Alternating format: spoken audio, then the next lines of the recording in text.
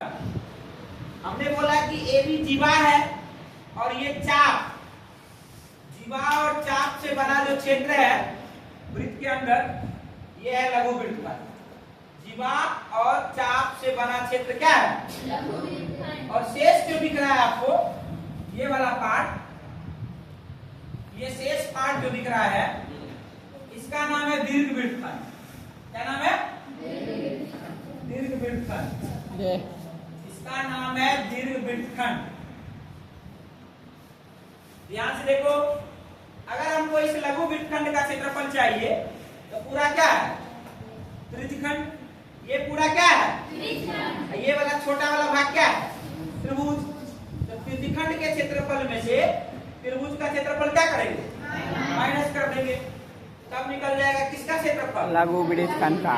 अगर आपको लघु वृत्तखंड का क्षेत्रफल लिखने के लिए कहें तो आप आसानी से लिख दो, लघु वृत्तखंड का क्षेत्रफल बराबर त्रिज्यखंड का क्षेत्रफल क्या होता है? थीटा बटे 360 गुणे पाई आर स्क्वायर माइनस, और आपको त्रिभुज का क्षेत्रफल अभी हम बताएं 1/2 are square sine theta, 1/2 are square sine theta.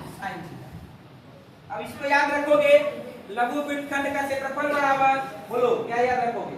Theta बटे 360 गुणे pi r square minus 1/2 are square sine theta. इसी चीज को अगर चले आओ दीर्घ वृत्तखंड पे, इसका क्षेत्रफल अगर निकालने के लिए कहे तो पूरा किसका क्षेत्रफल है? वृत्त का। पूरा किसका क्षेत्रफल है? वृत्त का क्षेत्रफल में से ई वाला इस वृत्तखंड का क्षेत्रफल माइनस कर लेंगे तो क्या बचेगा? तो दीर्घ वृत्तखंड का क्षेत्रफल निकालने के लिए हमको निकालना पड़ेगा पहले लघु वृत्तखंड का क्षेत्रफल। दीर्घ वृत्तखंड का क्षेत्रफल निकालने के लिए पहले क्या निकालना पड़ेगा? जब लघु वृत्तखंड का क्षेत्रफल निकल जाएगा और उसके बाद जब वृत्त का क्षेत्रफल निकल जाएगा तो वृत्त के क्षेत्रफल में से लघु वाला क्या करेंगे? माइनस कर देंगे, तो किसका क्षेत्रफल निकल जाएगा? इसका भी फॉर्मूला लिख लो, बन जाएगा दीर्घ वृत्तखंड का क्षेत्रफल बराबर क्या बनेगा? बोलो, वृत्त का क्षेत्रफल, वृत्त का क्षेत्रफल माइनस लघु वृत्तखंड का क्षेत्रफल।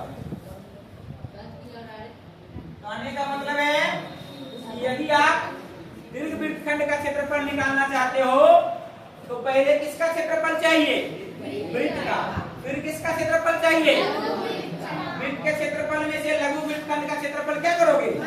माइनस कर दोगे, तो किसका क्षेत्रफल निकल जाएगा? तो ये भी एक फॉर्मूला बन गया, एक ये फॉर्मूला बना दो। दोनों फॉर्मूला अगर याद रखोगे तो आपका पृष्ठीय क्षेत्रफल वृत्त से संबंधित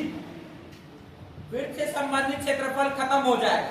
अध्याय 12 वृत्त से संबंधित, तब आएगा आपको घन, घनाभ, बेलन, शंकु, गोला। कौन आएगा? जिसका पृष्ठीय क्षेत्रफल और आयतन दोनों निकालने के लिए कहा जाएगा। घन, घनाभ, बेलन, शंकु और आयतन। ये आपको वृत्त से संबंधित क्षेत्रफल हम बता रहे थे। इसके बाद घन, घनाभ, बेलन, शंकु, गोला, इसको जानेंगे। ये भी दोनों लिख लो।